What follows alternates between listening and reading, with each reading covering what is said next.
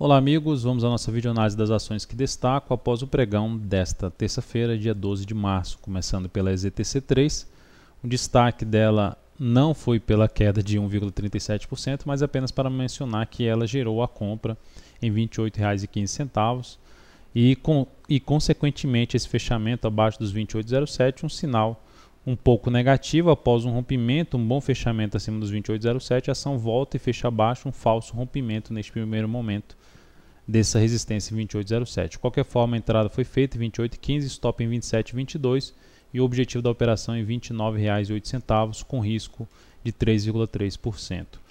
OGXP3, ativo que está aí brigando com seu fundo histórico na faixa dos 2,50, que já teve uma mínima ali em 2,49. Começa a tentar gerar aqui uma divergência de alta pelo gráfico diário, mas principalmente que olhando para o gráfico 60 minutos, para quem gosta de operações contra tendência, se expõe um pouco mais ao risco e gosta da OGXP3, né, porque o cenário gráfico dessa ação, se fosse pensar em swing trade, em position trade, ou seja, operação de curto prazo, médio prazo, não estaria pensando em fazer simplesmente nada em termos de compra em cima de OGXP3.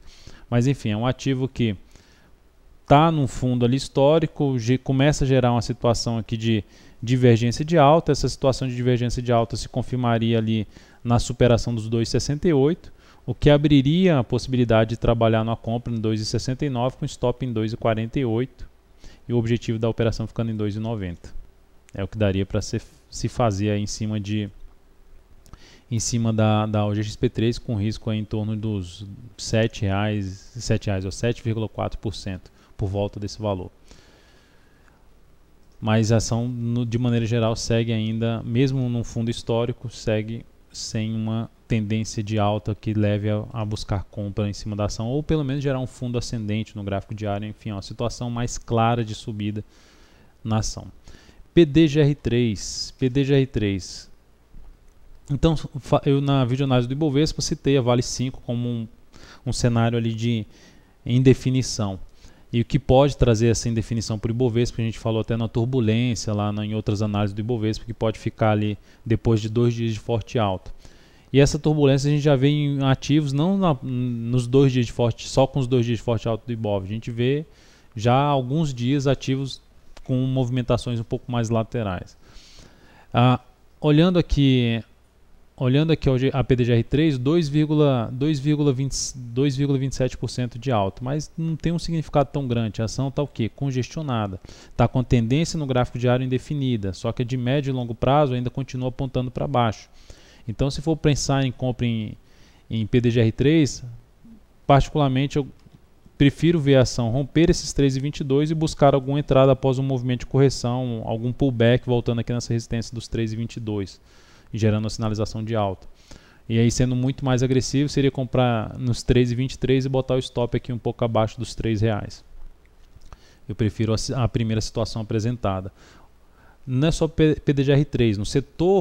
No setor imobiliário, tem vários ativos que estão com a tendência aí, não só a tendência definida, mas com a lateralização, principalmente. Parecida com essa aqui, a GFSA 3 está com a lateralização, CIRI 3, lateralização, RSD 3 que tem todas as suas tendências alinhadas para baixo, vai tendo uma lateralização também. A própria IVEN 3 está também lateralizando. A EZTC 3 que nós fizemos entrada perdeu força. Então o setor vai dando uma certa amarrada, ainda sem um sinal mais claro de rompimento, se vai romper para cima ou para baixo, mas é bom ficar atento aí em relação a esse rompimento, essa saída dessa congestão, pois pode gerar alguma oportunidade de entrada. Outro setor que também está, vou pegar aqui lojas Renner, o setor de consumo também vem apresentando alguns ativos com bastante indefinição, não só lojas Renner, LRN3, como a Nato 3 está assim, HGTX3 está dessa forma. Então aqui, lojas Renner, olha a indefinição que está aqui nesse ativo. Está em tendência de baixa? Não, está com a tendência indefinida no curto prazo. No médio e longo prazo, ainda a tendência é mais de alta, só que com enfraquecimento da tendência de médio prazo. Com espaço para uma correção um pouco maior no longo prazo, até seria coerente ter essa correção um pouco maior, seja no tempo ou no preço.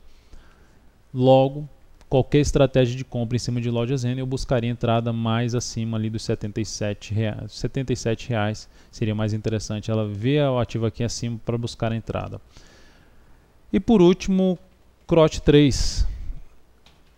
CROT 3, aí temos a perda de força que vários ativos tiveram nesse pregão, e aí pegando o setor de educação, CROT 3, a EDU 3, ESTC 3, então são ativos que vão gerando uma perda de tendência de curto prazo, foi o caso aqui da CROT 3, rompeu aqui o suporte 24,51 e com isso anulou a tendência de alta de curto prazo. São ativos que têm uma tendência de longo prazo bem prolongada para cima, que teriam uma boa gordura para queimar, um bom espaço para corrigir no tempo ou no preço.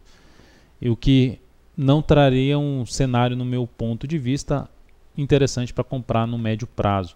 No máximo no curto prazo, mas o ideal é que passasse por uma correção maior, pode até estabelecer tendência aqui de baixa, para depois buscar uma entrada em cima desses papéis em um suporte aí que seja um pouco mais interessante aqui na CROT 3, na faixa ali dos R$22, seria um pouco mais interessante essa região de suporte para ela. No gráfico diário, o próximo suporte é o próximo topo aqui que ela tem pela frente, 23,75.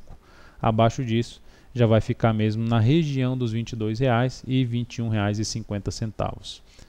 Então é isso, amigos, muito obrigado pela sua atenção e também pelo acesso diário ao site daltonvieira.com. Grande abraço e até a nossa próxima videoanálise.